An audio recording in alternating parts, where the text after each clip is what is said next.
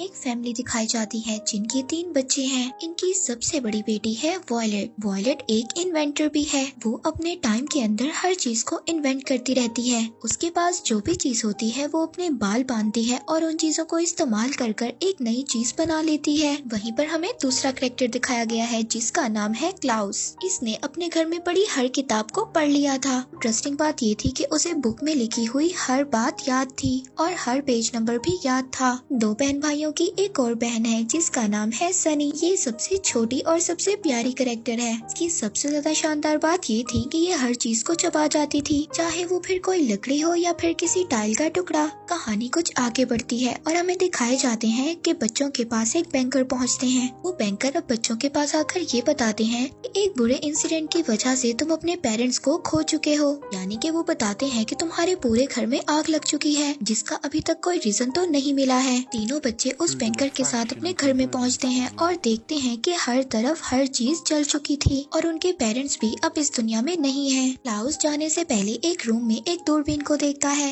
ये बैंकर एक financial banker थे और ये इस फैमिली के पर्सनल बैंकर भी थे, इसीलिए ये बैंकर इन बच्चों की हर चीज को भी संभाला करते थे। अब ये बैंकर बच्चों को एक गार्डियन के पास लेके जाते हैं। ये उस गार्डियन के पास लेके जाते हैं जो इस फैमिली के सबसे नजदीकी थे। जब ये बच्चे गाड़ी में से उतरते हैं तो ये एक बहुत ही प्यारे घर को देखते हैं। ये बच्चे ये समझते हैं कि हम एक बहुत ही अच्छी जगह पर आ गए हैं, लेकिन ये इनकी पहली और आखिरी गलती थी। जब बच्चे मुड़कर दूसरी तरफ देखते हैं तो वो एक डरावने से घर को देखते हैं जो कि एक जंगल में था। दरवाजा खुलते ही हमें इन बच्चों के फर्स्ट गार्डियन को दिखाया जाता है। ये गार्डियन बहुत ज्यादा लालची था। इन्हें बच्चे नहीं चाहिए थे, इन्हें सिर्फ बच्चों का पैसा चाहिए था। वो इसीलिए जल्दी से उस बैंकर को यहाँ से भेज भी देते हैं और हम देखते हैं कि घर बहुत ज्यादा डरावना था। हर तरफ जाले ही जाले थे, सीढ़ियाँ टूट चुकी थी और हर तरफ बहुत ज्यादा डरावना सीन था। और उस घर के अंदर एक सीक्रेट रूम भी था जहाँ पर वो गार्डियन बच्चों को जाने के लिए मना कर देता है। इस गार्डियन का नाम था काउंट ऑलिव। बच्चों के आते ही काउंट ऑलिव उनको काम की लिस्ट थमा देते हैं। उस लिस्ट में घर का सारा काम लिखा हुआ था, जैसा कि घर की सफाई, खाना बनाना, बर्तन धोना, सब कुछ। कुछ देर बाद ऑलिव के वहाँ पर दोस्त भी आ जाते हैं। यहाँ पर हमें बताया जाता है कि ऑलिव एक ड्रामा मास्टर भी था।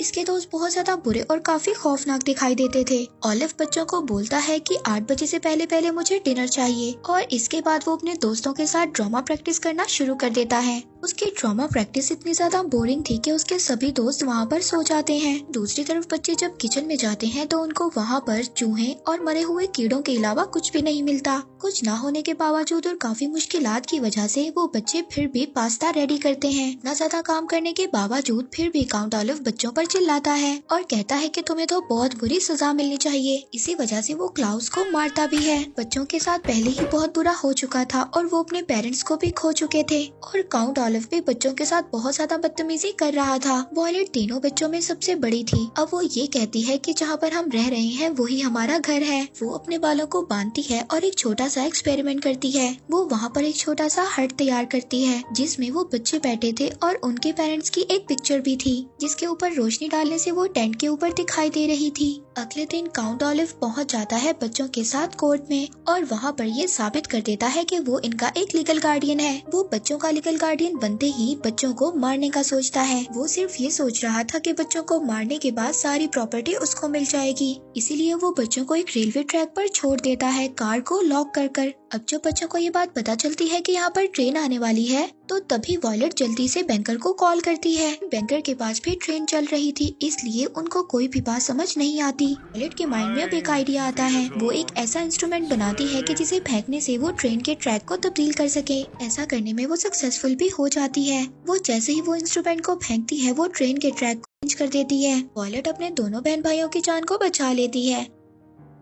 इसके बाद वहाँ पर उनके बैंकर भी पहुँच जाते हैं। वो वहाँ पर आकर ये समझते हैं कि मिस्टर काउंट ऑलिव ने बच्चों को कार चलाने की इजाजत दी है। बच्चे अपने बैंकर को ये समझाने की भी कोशिश करते हैं कि उनके गार्डियन ने उनको मारने की कोशिश की है, लेकिन उनके बैंकर को कुछ भी समझ नहीं आता। ना कि वो बच्चों को मिस्टर काउंट ऑलिव से छुड़वा कर ले आते हैं। इसके बाद वो बच्चों को लेकर पहुँच जाते हैं उनके दूसरे गार्डियन के पास। अब इस दूसरे गार्डियन ने ही बच्चों की देखभाल करनी थी। यहाँ पर बच्चों के साथ इतना बुरा तो नहीं हो सकता था कि जैसे उनके पहले गार्डियन ने उनको मरने के लिए ट्रेन के आगे छोड़ दिया था। ये एक डॉक्टर थे और इन्हें जानवर पालने का बहुत ज्यादा शौक था, खासकर सांपों का। इनके पूरे घर में अलग अलग किस्म के जानवर थे। वो बच्चों को बताते हैं कि कैसे उनके पास इतने ज्यादा सांप आए और उन्हें कितना इन जानवरों से प्यार है। वो वहाँ पर बच्चों को 2 मुंह वाले कोबरा से भी मिलवाते हैं और 3 आंखों वाले मेंढक से भी। फिर वो आखिर में अपने सबसे खास जानवर से मिलवाते हैं। ये एक ब्लैक पाइथन था। वो बच्चों को बताते हैं कि कैसे उन्होंने अपने दोस्तों के साथ मिलकर इसको पकड़ा था। वो बताते हैं कि ये दुनिया का सबसे ज्यादा फ्रेंडली जानवर है,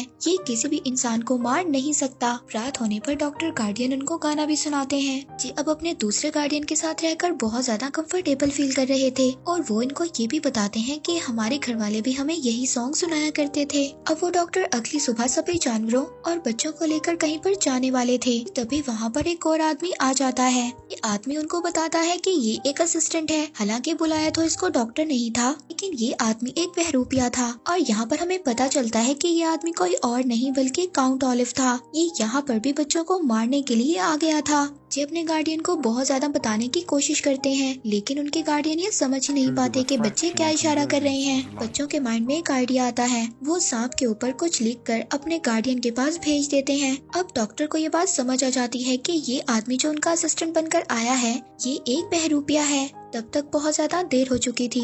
अब बच्चे जब अपने गार्डियन को ढूंढने जाते हैं तो वो उनको नहीं मिलते। अब उन बच्चों को ये बात पता चल गई थी कि उनके गार्डियन इस दुनिया में नहीं रहे। पुलिस के इन्वेस्टिगेशन और काउंट ऑलिव के बयान से ये पता चलता है कि डॉक्टर गार्डियन को किसी और ने नहीं बल्कि उन्हीं के ब्लैक पाइथन ने मारा था। बच्चे इस बात पर ऑब्जेक्शन करते हैं, कहते हैं कि वो जानवर इतना अच्छा है, वो उन्हें मार ही नहीं सकता। इस बात को कोई भी पुलिस वाला या बैंकर नहीं मानता। तभी यहाँ पर एक मिरेकल होता है। अब छोटी सी सनी पहुँच जाती है उसी ब्लैक पाइथन के पास। अब सभी यहाँ पर ये देखकर हैरान हो जाते हैं कि इतना बड़ा दिखने वाला सांप उस बच्ची को काट नहीं रहा था बल्कि उसके साथ खेल रहा था। अब वहाँ पर पुलिस वालों को और बैंकर को ये बात पता चल जाती है कि ये आदमी काउंट ऑलिव ही है। जब वो उसको पकड़ने वाले थे उससे पहले ही वो वहाँ से भाग जाता है। बच्चों का दूसरा गार्डियन भी मर चुका था। अब बैंकर के पास जो बच्चों की तीसरी गार्डियन थी वो थी एक लेडी। बैंकर बच्चों को ऐसी जगह पर ले जाते हैं, वहाँ पर वो घर पानी के ऊपर बना हुआ था। अब उस घर में से एक लेडी निकलती है, ये बच्चों की तीसरी गार्डियन थी। बच्चों को देखते ही उनकी फैमिली के बारे में पूछती है। वो लेडी अब सभी बच्चों को अपने घर के अंदर बुला लेती है। वो लेडी उन तीनों बहन भाइयों को हर बात समझाती है। वो बच्चों को समझाती है कि इस चीज को टच मत करना, ये तुम्हें मार देगी। या फिर फ्रिज की तरफ मत जाना, वो तुम्हें अपने नीचे दबा देगा। उस झूमर के नीचे मत जाना, वो तुम्हारे ऊपर गिर जाएगा। हो सके तो किसी डोर के हैंडल को भी मत टच करना, अगर वो टूट गया तो वो तुम्हारी आंखों के अंदर लग सकता है। वो लेडी हर बात से डरा करती थी। वो ये सोचती थी कि आज नहीं तो कल इन चीजों से वो मर जाएगी। इस वजह से वो घर से बाहर भी नहीं जाया करती थी। अब वॉयलेट उस लेडी से पूछती है कि क्या आपको पता है कि हमारे पेरेंट्स की डेथ कैसे हुई, यानी कि हमारे घर में आग कैसी लगी। लेकिन वो लेडी उनको कुछ भी नहीं बताती। वो वॉयलेट को एक पुराना एल्बम दिखाती है जिसमें उसकी बहुत ज्यादा पुरानी पिक्चर्स और बहुत ज्यादा पुरानी यादें थी। बच्चे देखते हैं उस एल्बम में कि ये लेडी बहुत ज्यादा ब्रेव हुआ करती थी। तभी उनके सामने एक ऐसी पिक्चर आती है जिसमें एक बहुत बड़ा ग्रुप था। तभी वॉयलेट उस लेडी से पूछती है कि क्या आप मेरे पेरेंट्स को जानती थी, यानी कि मेरे पेरेंट्स आप लोगों के साथ रहा करते थे। और इस पिक्चर में वो अपने सेकंड गार्डियन को भी देखते हैं, उनको काउंट ऑलिव ने मार दिया था, यानी कि आप सभी लोग एक दूसरे को जानते थे।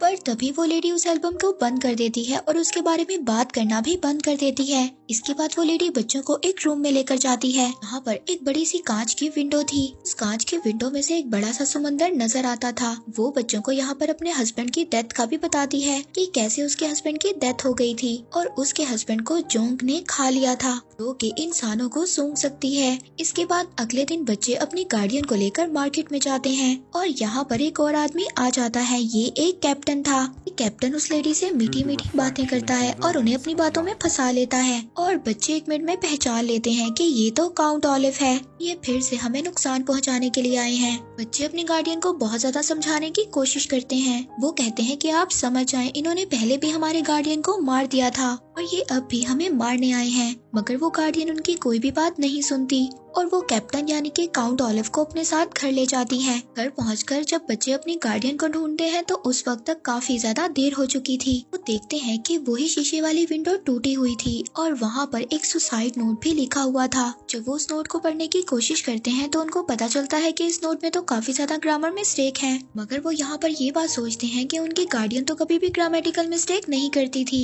यहाँ पर हमें ये बात पता है कि क्लाउस को बुक्स के बारे में काफी ज्यादा इन्फॉर्मेशन थी। वो वॉयलेट को बताता है कि अगर कोई ग्रामर मिस्टेक कर रहा है तो इसका मतलब ये है कि वो हमें कुछ बताने की कोशिश कर रहा है। गार्डियन हमें कोई ना कोई चीज बताना चाहती हैं और तब उन्हें पता चलता है कि यहाँ पर उन्होंने एक केव का नेम लिखा था, यानी कि वो एक जगह पर छुपी हुई है और मरी नहीं है। इसके बाद वहाँ पर एक बहुत बड़ा तूफान आता है, हर तरफ से हर सामान उड़ रहा था। जैसा कि उनके गार्डियन ने बताया था बिल्कुल सेम वैसे ही हो रहा था। गैस की टैंकी लीक हो गई थी, किचन से गैस निकलने लगी थी, जिसकी वजह से एक दरवाजे का हैंडल भी ऑलमोस्ट टूट चुका था, यानी कि वो हैंडल टूट कर उनकी आंखों में लगने वाला था। फ्रिज भी उस तूफान की वजह से उनके ऊपर गिरने वाला था। वो बच्चे तूफान से बचने के लिए जमीन पर लेट जाते हैं और जब तूफान रुक जाता है तो वो बच्चे देखते हैं कि वो मरे नहीं थे, वो अभी भी जिंदा थे। वो देखते हैं कि उनका घर 2 पार्ट्स में डिवाइड हो गया है और वो सिर्फ एक लकड़ी के टुकड़े के सहारे पर खड़े हुए हैं। ये ज्यादा खौफनाक चीजों का सामना करने के बावजूद वो अभी तक नहीं हारे थे। अब वो एक भारी सी चीज को उस लकड़ी पर मारते हैं ताकि वो लकड़ी का टुकड़ा झूल कर दूसरी तरफ जा सके और वो कूदकर जमीन पर पहुंच पाए। वो वहाँ पर आकर एक बोट में बैठते हैं और उस जगह पर जाने लगते हैं जहाँ पर उनकी गार्डियन अभी भी जिंदा थी।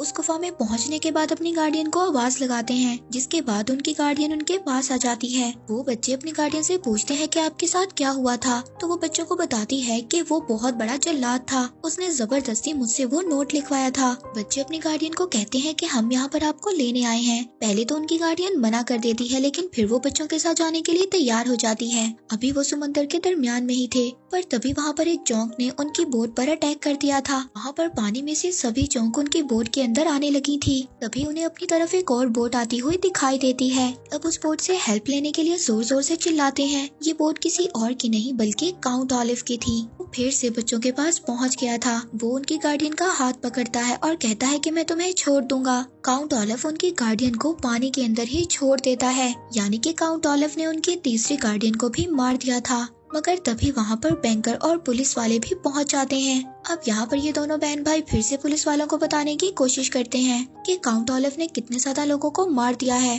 और वो हमारी जान के भी पीछे पड़े हुए हैं।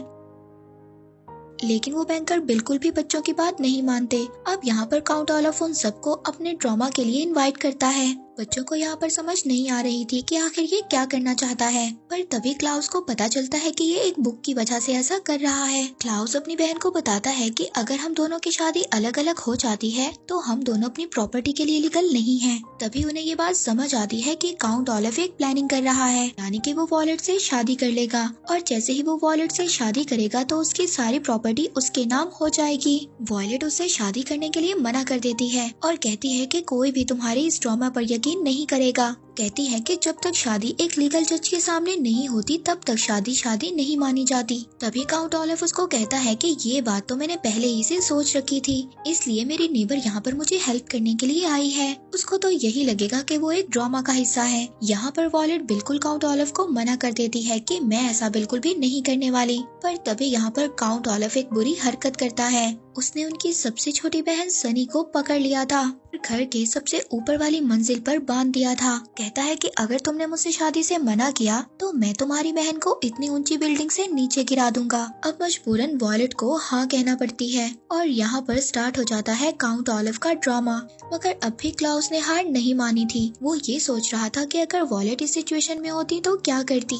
वो अपनी बहन को बचाने के लिए बिल्डिंग के ऊपर चढ़ना शुरू कर देता है और दूसरी तरफ ड्रामा भी चल रहा था जहाँ पर शादी का सीन चल रहा था। सभी को ये लग रहा था कि ये सिर्फ एक ड्रामा है। अब क्लाउस उस रूम में पहुँच चुका था जहाँ पर काउंट ऑलिव ने उनको जाने से मना किया था। क्लाउस के हाथ में एक पेपर था जो कि उसको अपनी लेडी गार्डियन के घर से मिला था। पेपर के ऊपर एक आंख बनी हुई थी जो कि बिल्कुल सेम काउंट ऑलिव के रूम में बनी हुई आंख थी। इधर क्लाउस अपनी छोटी बहन को भी बचा लेता है। दूसरी तरफ ड्रामा भी खत्म होने वाला था कि वॉलेट अब मैरिज सर्टिफिकेट पर साइन कर रही थी। पर तभी दूसरी तरफ क्लाउस को भी ये बात समझ आ गई थी कि ये जो आंख के ऊपर सूरज की रोशनी पड़ रही है ये किसी भी चीज को जला सकती है। और अब क्लाउस यहाँ पर सिर्फ और सिर्फ सूरज की रोशनी का वेट कर रहा था कि जैसे ही इस आंख पर सूरज की रोशनी पड़ेगी वो इस जगह को तबाह कर देगा। सूरज की रोशनी पड़ते ही अब वो सर्टिफिकेट को जला देता है जो कि अभी भी वॉलेट ने साइन किया था। अब काउंट ऑलिव सबको चीख चीख कर ये बता रहा था कि तुमने तो इन बच्चों की बात नहीं सुनी। ये बच्चे तो कब से कह रहे थे कि सब के पीछे मेरा ही हाथ है और मैंने ही सबको मारा है। अब उस सर्टिफिकेट के चलते ही स्टेज पर हर आदमी आ जाता है।